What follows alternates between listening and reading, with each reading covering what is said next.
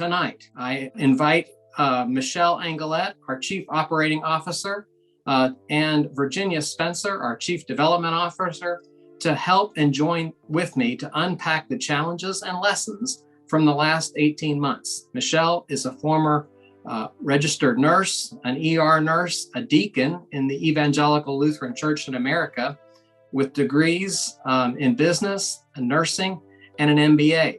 Virginia has degrees in political science, a master's of public administration. She's a former business owner, and she has nonprofit executive experience over the last dozen years. Michelle and Virginia, glad to have you with us.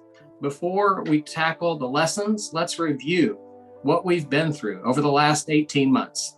Indeed, we've lived through, we're in the midst of two different presidential administrations.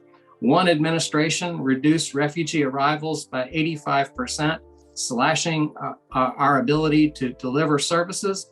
And the current presidential administration has lifted those caps and promises to welcome record numbers of refugees. We expect and are adapting to a 600% increase from just 12 months ago. And at the same time, our Child and Family Services has had to adjust to decreases in the number of children who've been sent into foster care, in part by shifting priorities at state and federal levels, but also thanks to the pandemic. It's been a huge adjustment for our team. And at the same time, we've been responding to floods, tornadoes, hurricanes from Tennessee to Georgia to Alabama and beyond. Our team has been depleted, and at the same time, we've had to stand up an Afghan response to welcome refugees to Georgia to give them a fresh start. All of this during a pandemic. Let's not forget the state of emergency that many of our children and adults were facing, and the fact that many of them were living through a housing crisis. Inspiritus has had to make some very difficult and critical decisions and execute on those decisions. Michelle, can you talk us through some of those strategic decisions about how they've helped position Inspiritus for today and tomorrow? Sure, John, I'd be glad to. Nonprofit organizations like Inspiritus have always had their own unique set of challenges. And usually we think of funding first, and funding is surely one of them, and one that Virginia will speak to here momentarily. But another challenge for nonprofits is often lack of flexibility, or doing things the way we have always done them. Oftentimes that's tied to inefficiencies in how we do things, because nonprofits historically lack resources, right? And money, people capacity, what we need to adapt to better ways of managing the work that we do. So back in 2017, while we were still Lutheran Services of Georgia, or LSG, and the board was in its search process for a new CEO, these challenges were recognized. It was becoming much harder for faith-based organizations like Inspiritus, who offered program areas across a wide swath of the human service areas, to stay competitive. So in 2018 and 2019, under new leadership, we began making some significant transforming changes that would help us navigate the rough seas we were in. And the first of those changes was joining forces with Lutheran Services in Tennessee. As a smaller organization that shared our same Lutheran faith-based roots, joining these forces together allowed us to help stabilize the programs in Tennessee, while at the same time allowing this new organization to geographically expand its reach and therefore its impact. And so as a new organization, we needed a new name. A name that spoke to the large tent of people that we supported in our programs, a name that reflected the deep diversity amongst our staff, and also a name that invited in the wider community of individuals, congregations, and corporations, all who shared our vision for accompanying people on their journeys from surviving to thriving. Because what we knew from our conversations with partners and potential partners was that our vision, our mission, and our values were compelling to lots of organizations and individuals who maybe didn't look quite like us, but they recognized that the Inspiritus impact was something that they wanted to join forces with and be a part of. And so we embraced the name Inspiritus. And as you said earlier, it does mean to fill with courage or to fill with strength of purpose or spirit. But we also saw it as a reflection of the wide tent of welcome that Inspiritus is. So those big changes were really a big jumping off point, if you will, for a culture shift that is still happening today within the organization. Internally, we made some significant organizational changes, both at the program level, but also at the back office level. And those changes helped us to become much more flexible and adaptable to this dynamic environment that we found ourselves in and still find ourselves in today. At the program level, we evaluated all of our programs. And although we had to make the difficult decision about making some changes to what we offered under our umbrella of Children and Family Services, we also made a very intentional decision at that time to keep the wide array of program offerings that we had, because that's who Inspiritus had become known for. That's what people had come to expect from us. And so while it might have been a little bit easier for us to scale down and maybe focus on one or two of those and become a niche provider, we chose the challenging road of sticking with offering this vast array of programs, accompanying a wide swath of people whose lives have been interrupted because of many things. And in just a few minutes, you'll hear about each of those program areas. At the back office level, we were making some big changes as well, and they were quite providential for us. In March of 2020, just as we were starting to feel the beginnings of the coronavirus pandemic, we had already started pivoting ourselves to become a mobile workforce. We had recognized by that point that we did not need all of the office space that we had, because quite frankly, our programs were delivered out in the community and we didn't need big office spaces or lots of buildings to do that. So we strategically downsized and right-sized our office footprint across our geography. And with that, we saw substantial savings in things like rent and copiers and all of the expenses that it takes to run an office or several offices. And we've been able to take those savings and turn them right back into equipping and growing our programs so that they can serve more people. We made sure our staff had all the tools they needed, such as laptops and cell phones. So again, for us, the pivot to a remote workforce, though it was there when the pandemic hit, for us, it was a minor pivot. And this last year, our board took the big step of taking a good look at itself and asking the hard question of who's not at this table. And so the board identified some gaps in needed expertise, some gaps in geographic representation, because now we've grown to serve people across 3 states, Georgia, Alabama, and Tennessee, and also identified gaps in representation of people that we serve and people on our staff.